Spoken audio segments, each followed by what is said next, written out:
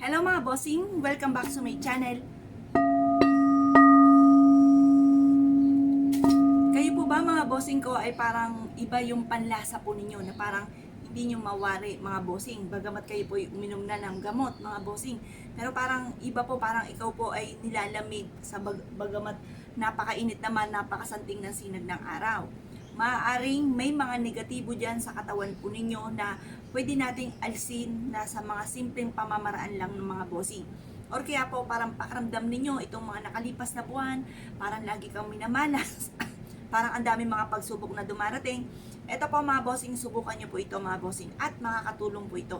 Dahil ito po yung ginagawa ko din, lalo na yung parang ako yung naglalaway kasi ganoon po ako mga bossing. Kagaya nung halimbawa may pinuntahan po kaming lugar.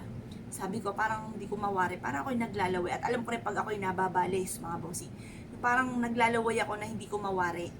Ngayon pa mga bossing, yung pala doon sa pinuntahan namin bahay, sa lugar na yon ay dati parang yung pong, di ko alam kung pwede sabihin dito, yung, alam niyo, yung mga yumayao na, yung mga ganun mga bossing, yon meron palang ganun doon, kaya pala ganun ang aking pakiramdam.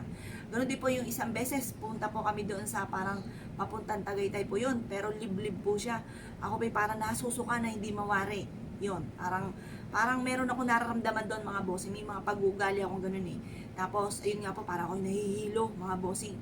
Bukod sa sobrang init, ay parang naglalaway ba mga bossing yan.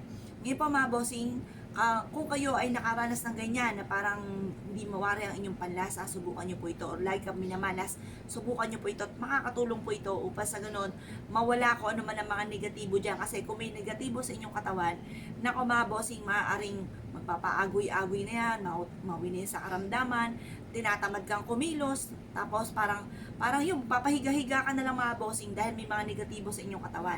Kaya mas mainam, subukan nyo po ito, proven po ito mga bossing. Mag-aalis po tayo ng kamalasan mga bossing para puro swerte ang dumating. Ano ang gagamitin? Ito po at saka tubig. For prosperity ang itlog at for spiritual healing. Meron akong kakilalang albularyo, kaya wala na po yun. Yun po, sa itlog po siya bumabase. Kapag tumayo siyang ganyan, ayun po, alam niya na kung ano yung karamdaman. Or meron din ako kakilala, sa itlog siya bumabase na kanyang tinatayaan. Kapag tumayong ganyan, numero, halimbawa, number 1, tumayo na matagal, yun, tatayaan niya na po yun. Tapos hanggang sa makaanin po siya mga bossing, yun. Nakaka-chamberns naman po siya sa mga ganong pamamaraan. Pero okay po yan mga bossing, kasi for prosperity to, for money, for attract ng pera. Mga bossing ko ang ating itlog. Ito po siya. Iko-cross lang po natin siya dito sa ating noo. Tapos, yan, iko-cross natin sa ating noo. Iko-cross sa ating palad. Iko-cross sa ating palad. Sa ating sa ating alak-alakan, sa ating talampakan. Yan, kaliwat kanan. Para mawala na yung mga negatibo. Yan, kinocross ko na mga bossing. Para mahuli na kung ano man ang mga negatibong yan. Minsan may tinuturo rin akong ganito. Malaking aluwan daw po, guminhawa ang pakaramdam. Subukan nyo rin po ito. Or pwede rin naman po yung lagi ko tinuturo na mula ulo, mga bossing. Yan, para masimot ang mga kamalasan. Pati mga kilikili po natin, mga bossing. Yan. Yung mga kilikili po natin. Yan, pagugulungin po natin para mawala mga kamalasan. Tabuin na lahat ang kamalasan. Yan, pagulungin nyo po sa inyong buong katawan. Makakatulong po ito para mawala na ang mga kamalasan. Yan po mga bossing. Pagtapos, pwede po kayong humarap sa may silangan at mag-wish na sa pamamagitan nito ay tinatapo ko na lahat ang kamalasan ko at huwag ka na muling babalik pa. Kasi kung may mga kumapit po sa inyong kamalasan, mga bad spirit, ito po ay mahihigo po ng ating itlog mga bossing. May kakayahan po ito na humigop ng mga negatibo. Yan, kukuha po tayo mga bossing ko ng tubig. Tapos, yan, babasagin po natin siya dito. Yan. Ayan, nabasag pati yung ano. Yan. Nako, napakadami. Kaya pala, ang pakaramdam ay hindi mawari. Oh. Yan mga bossing, yung puti-puti. Yan po yung mga negatibo, mga bossing. Yung mga naglutang na yan na puti.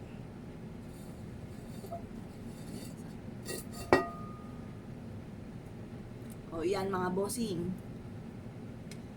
mga nagliliparan pa na hindi, ayan pa mga bossing ko, yung mga negatibo na kumapit sa atin kasi for spiritual healing po yan, itong ating egg.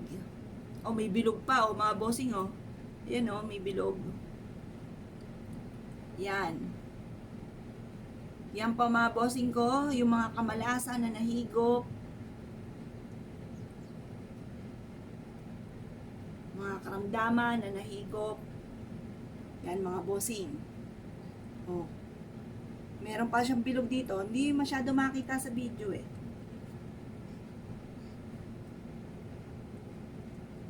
Ayan. Ang daming bilog-bilog mga bossing oh. Bilog-bilog. O yan mga bossing ko. Isa ito sa mga pamamaraan para maalis yung mga negatibong enerhiya na kumapituko po sa atin. Mainam na makagawa kayo ng ganito mga bossing. Para kung parang feeling nyo ay lagi kayong minamalas, sa pamamagitan naman nito, magtutuloy-tuloy ang pasok ng swerte. Parang mas lamang mga bossing ko yung mga nakalubog na bilog-bilog. Ang daming bilog-bilog mga bossing. Tapos, konti lang yung mga nakalutang na ito mga bossing. Yan po yun. Tapos yung ano, yung mga, ito pa mga bossing, yung pinaka pula ng itlog, nagbilog-bilog din siya mga bossing. Hindi, bilog-bilog mga bossing. Yan, ito naman may mga nakalutang din na tigi-tigisang ano, yan yung mga bad spirit daw. Yung sa puti, yan, nagpapakita yan ng mga bad spirit. Kagaya nitong lumutang nito, yan, nahuli na po natin mga bossing. Yan pa mga bossing, kung parang hindi nyo mawari ang inyong pakaramdam.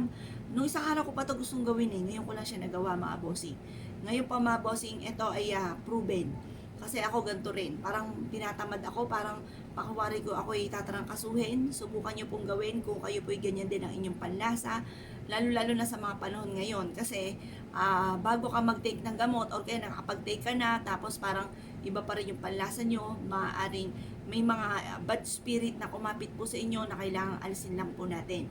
Kaya kung kayo naniniwala sa pamamagitan lang ng isang itlog ay makakatulong para guminhawa ang inyong pakaramdam, or kung halimbawa man ay para kung meron kayong hindi nakikita at nakakapit sa inyo pero nararamdaman nyo po siya, makakatulong po ito mga bossing. Subukan nyo na po itong tubig at itlog. Ngayon pa mga bossing, kapag nagawa nyo na ito, pwede nyo na po siyang lagyan ng konting asin, tapos itapon nyo sa may lababo. Or pwede rin naman kinabukasan na 24 oras, ilagay nyo lang po ito sa gilid ng inyong higaan at ito po ay makakatulong upang sa ganon masimot palalo ang mga negatibong enerhiya. Proven po ito mga bossing. Kaya kung kayo pinaniwala at naisyo po itong gawin at meron kayong mga kilala na masama pakiramdam na parang uminom naman ng ano gusto nyo rin po na maalis kung may mga negatibong espiritu, wala naman po masama po dyan, ay i-share nyo po ang ating video sa kanila para magawa rin po nila ito dahil itlog lang naman at tubig ang ating kailangan. Kaya kung pinaniwala mga bossing, asya, good luck po sa inyo po lahat.